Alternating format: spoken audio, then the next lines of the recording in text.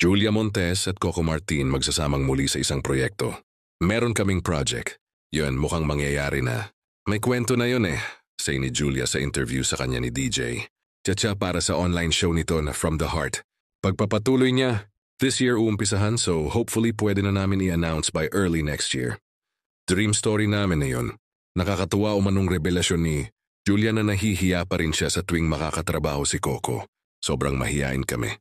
Kahit matagal na kami, nagkakahiyaan pa rin talaga. Nahihirapan ako pagka-work siya kasi nga nahihiya talaga ako. Imagine mo nagtitinginan kayo tapos in character chika niya. Ibinahagi rin niya ang bago niyang role. Ang pagiging isa sa mga producer ng hit teleserye ni Coco na FPJ's Batang Quiapo.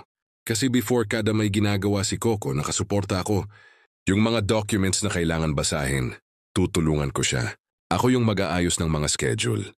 Technically, para niya akong assistant na lahat ng mga kailangan niya, lahat ng pwedeng makagaan sa kanya ginagawa ko na for him.